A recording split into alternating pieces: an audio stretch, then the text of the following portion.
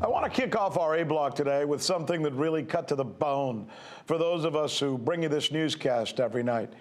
You know, we think it's really important to ask the questions that many fail to ask. If you watch most newscasts today, what you're going to see is a whole lot of opinions and a whole lot of staging and a whole lot of orchestrating and pulling for one side or the other, depending on whether you're pulling for the red or for the blue, but very little actual reporting. In this clip that I'm about to show you, a guest on a competing network actually criticizes this network for trying to ask more questions.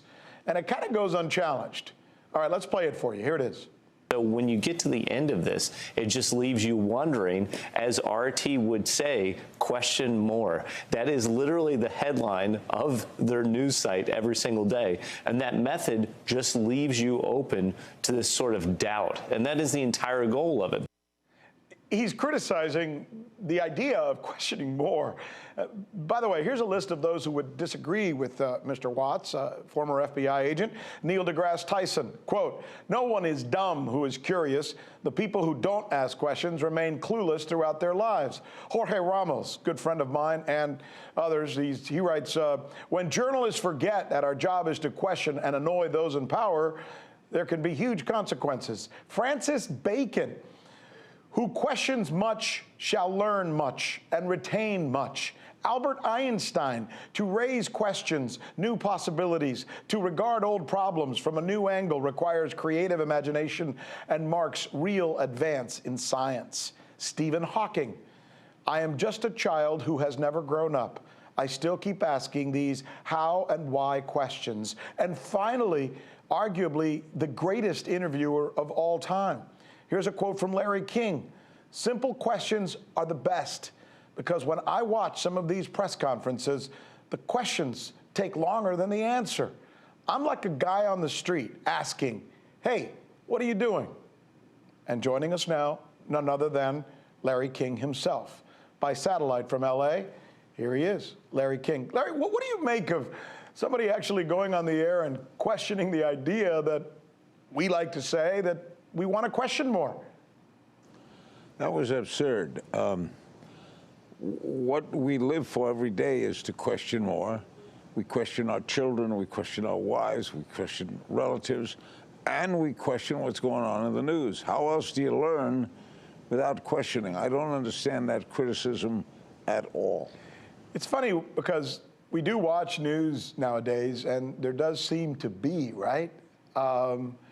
You know, I'm going to go ahead and say this publicly. You're one of my idols, and one of the things I've learned from you, as I have from others, is that the most important thing you can do is listen to somebody when they're talking and then ask a question based on what they said. There's not a whole lot of that today, right? Why is that?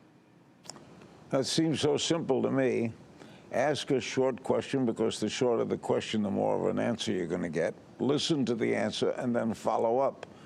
But what we have, Rick, today is we have, I don't know if we're better off than we were when we had 3 channels and we had Cronkite, Huntley, Brinkley. Today we have a mishmash of people. It's all panel discussions. When I turn on the other cable networks, I usually see 5 guests and 1 host, and the host is sort of immaterial, and then he or she disappears.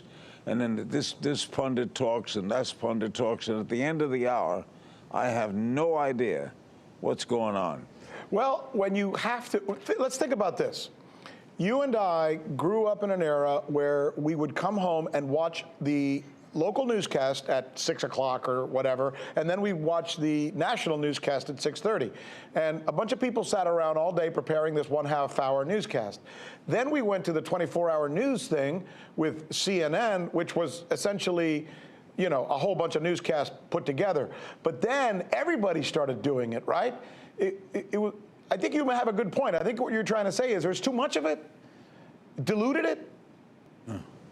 Now, Walter Cronkite told me, and I interviewed him many times, that he wanted the half-hour format to go to an hour every night, and the network resisted.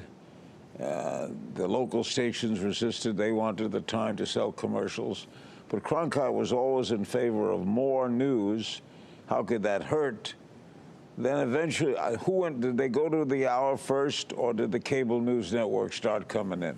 They started including more news, remember, after Nightline developed because of the situation in Iran. And then they found out that because Nightline was profitable, something news was not in the past, that maybe if they kept creating more news and more quasi-news, they'd be able to make money as well. And then along came Larry King and the advent of CNN, and that thing really took off, which was a good idea, right? I'm sure you were proud when you were doing your show on CNN. It was a good show.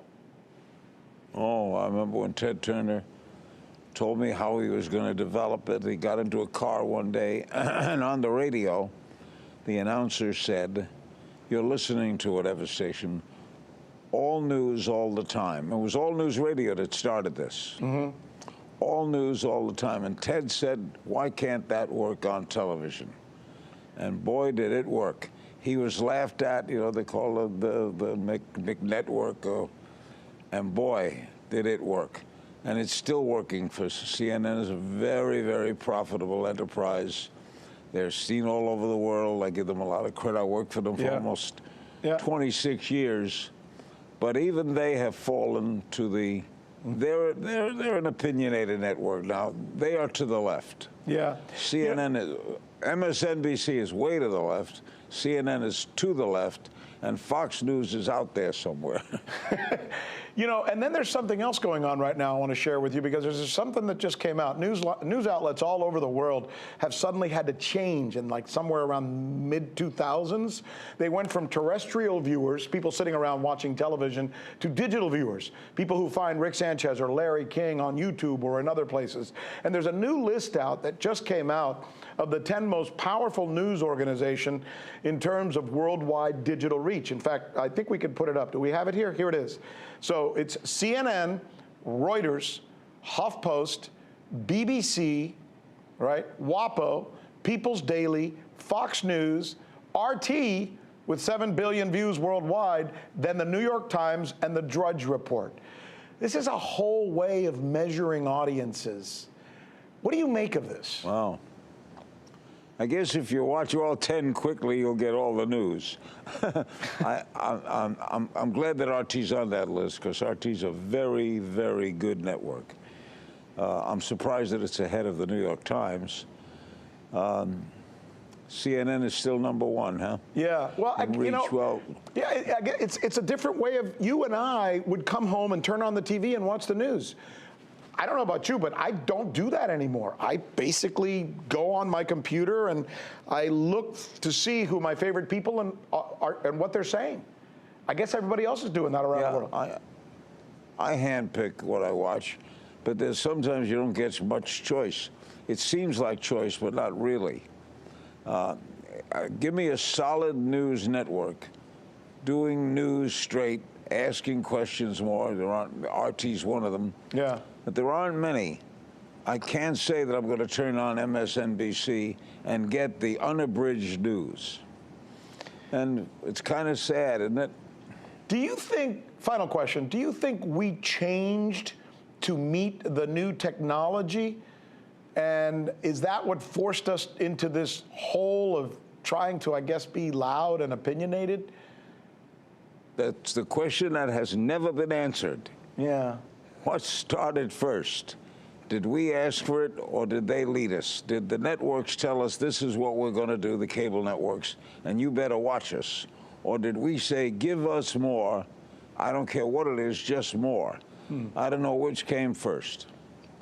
It's a great question, and you're a great man to talk about something like this with. Larry King, the legend, my thanks to you. Thanks, Rick.